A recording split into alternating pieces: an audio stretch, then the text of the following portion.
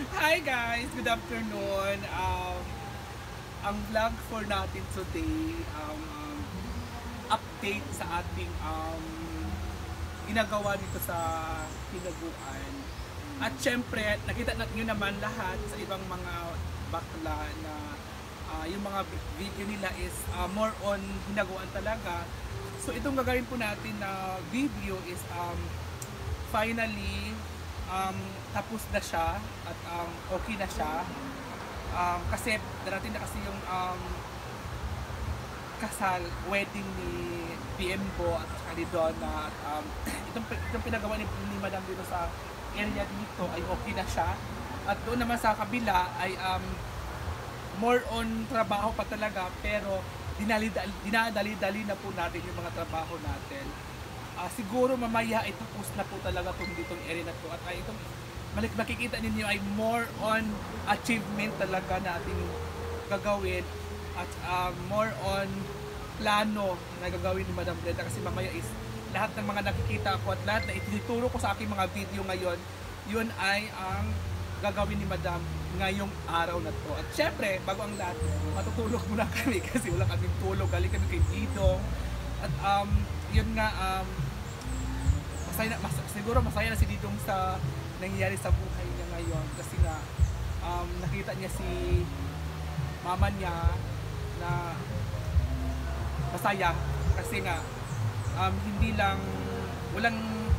hindi malungkot si Didong na nawala, iniwan niya yung mama niya kasi nakita ni Didong na maraming blessings na natatanggap lalo na sa kanyang mother. Oo. So hindi natin alam kung ano yun. Basta ako na nagsabi sa inyo na thank you so much sa ating mga viewers, at mga sponsor, sa mga nagbigay ng tulong kay Didong, at saka ang nag-ipon nun sa pera is si Mama Milagros. So good luck and see you Didong.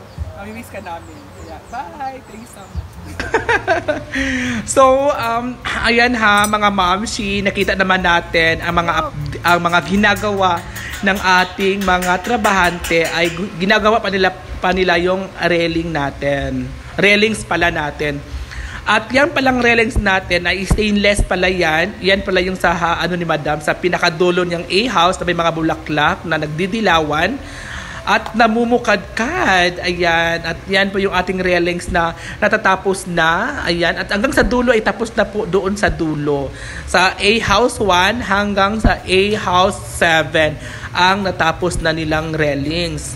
At itong railings natin na ginagawa nila ay ito yung last na railings na gagawin nila sa A-house 8. So, ayan guys ha, mga mamshi. At ayan po, yung plastic grass po natin, ayan ha, ang dumi-dumi at bala kasi ni Brenda niyan. After sa kanyang pagpatrabaho ng railings niya, ay tatanggalin naman niya yung kanyang plastic grass. Kasi sobrang old na talaga siya tingnan. Natatanggal talaga yung kulay niya at nababasa sa ulan at naano talaga siya sa init, kaya yun ang nangyayari, parang nag-aano siya. So ito yung mga damo natin, ito yung view ng ating A-house at yung mga bulaklak at yung mga tinatanim ni Brenda ay lumalaki na. So ayan ha.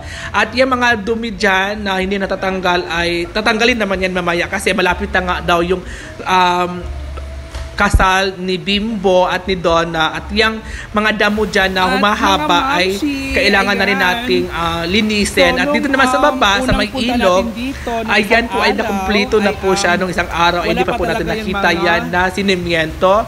So ngayon ay sinimento na. Hindi pa na simento yan. Pero ngayon guys, ay simento na po siya. At nalagyan na po siya ng mga balas. O diba? Patag na po talaga papunta po doon. At ang plano kasi ni Brenda dito ay pagandahin niya lalo. Papatagin niya yan dyan guys. So yan lahat po dyan. At syempre gumawa din naman si Brenda ng ng mga bato dito sa baba. Inilagay niya ng bato para maging patag din po dito. Kasi sa nalalapit na kasalan nila Bembo At Donna ay kailangang matapos na to at si Brenda ay may plano siyang mag-general cleaning dito sa kanyang hinaguan nature farm. Oo, dito naman ay para mga bisita bukas sa darating na kasalan ay lagyan siya dito ng mesa at upuan para sa kanilang mga bisita nina Bimbo at Donna. So ayan guys, naghahakot po yung ating mga trabahante ng bato para mapatag po to dito lahat. At may nakalagay na din po dito na kasi dito, 'di ba? Ano na dito, simiento na dito. May nakalagay na dito na upuan. Ayan guys, at doon sa kabila naman ay upuan at mesa. So mga abangan na lang po natin ay ang pagpapaganda lalo dito sa Hinaguan Nature Farm bago gaganapin yung ni Don at ni Bimbo kasalan. So next month na po kasi yung kasalan nila gaganapin. So yan na lang po talaga yung ating gagawin guys, ha? Kaya abangan guys, abangan. May mga lalaki pa dun dito. Naglalaro sa ng billiard. Bye! Hi guys! So finally, ang aking pinapinturahan na bahay ay ito na po yung resulta. Guys, kakauwi ko lang kasi sobrang ganda pala ng kulay na to, di ba? So kailangan ng pala ay hindi na po talaga siya lagyan ng kortina. So plano ko is tatanggalin ko na lang po yung mga ganyan. Yung mga ganyan. At syempre guys, alam nyo guys, sinabihan ko sila papa na hindi na po to ibalik tong itong kortina na yan. Kasi habang nagpapaganda ako ng CR or ng bahay, sila din po yung sumisira sa bahay na ginagawa ko. Kasi di ba, alam nyo, tinanggal nila tong pintuan dito. Tinanggal nila at nilagyan nila ng kortina. Iwan ko bakit nila tinanggal. Sabi nila ay natanggal daw. Tapos ngayon, sabi ko kahapon bago ako umalis, hindi mo na siya lagyan ng kortina kasi bibili ka ako ng ganito, like ganito. Like ganito, bibili ako ng ganito. So, hindi ako nakabili kasi nagmamadali ako kahapon. So ngayon binalik nila. So di ba? Ang ganda pala ng kulay ng ganito. Oo. Binalik nila, guys. So ayan. So mamaya itatanggal ko na naman 'tong mamaya kasi di ba? Sabi ko sa kanya hindi na po lagyan ng pako diyan. Nilagyan na lang pako, di ba? Habang napapaganda ako, sila din yung sumisira. Kaya naiinis ako. So ayan si Mother, oh. At ang balak ko din dito sa labas, guys, ang next kong gawin ay bibili ako ngayon ng simiento at balas. Kasi balak ko ay ikukural ko po dyan, guys. Ikukural ko po dyan banda dito. Kasi dito lang po yung banda yung lupa namin. So dito hanggang doon at hanggang dito. Oo. Gawin ko siya kagaya nito, guys, oh. Gaya nitong kural na yan. Gagawa ko ng poste kagaya nito sa kapitbahay namin. Dito yung dito yung entrance fee ko. Dito yung yung gate ko para yung mga tao dito na kapitbahay ko hindi na po sila makapasok ng bahay kasi sila po yung sumisira ng aking sofa. Oo. Ayan. Ayan. At yan po si sister, oh. Sila po yung mga batang to, pati bahay ko sinisira nila. Sis, tingin ka muna. Oo, ayan, diba, sister. Yan yung mga pamangkin kong mga anak ni sister. Sila yung sumisira. Inaano nila yung sopa ko. Nanawagan po ako, ipakulong tong batang to. Yan, oh, itong batang to, ipakulong nyo. Siya talaga yung sumisira ng sofa ko. Pati ito, oh, pati ito. Wala ko yapin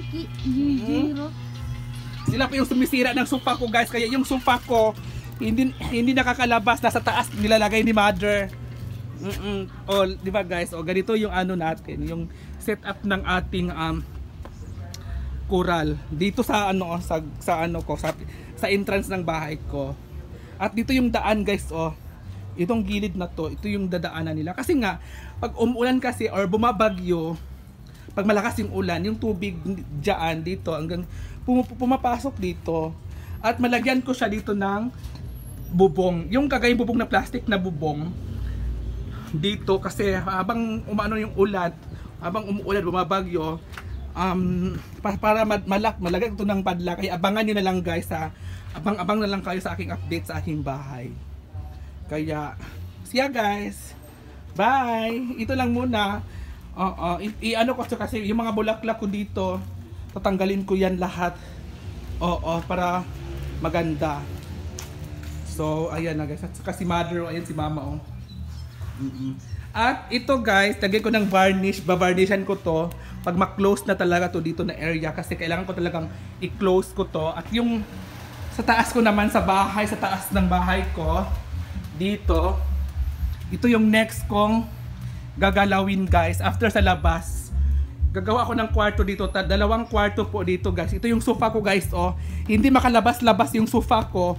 Kasi ito yung mga pamangkin ko. Tinatalon-talunan nila kaya nasisira yung sofa ko. Kaya ako ang nagpapaganda, sila yung sumisira. Ayan po si mother. Dito yung kwarto ko, dalawang kwarto. Dalawang kwarto to guys. Dalawang room, dalawang kwarto.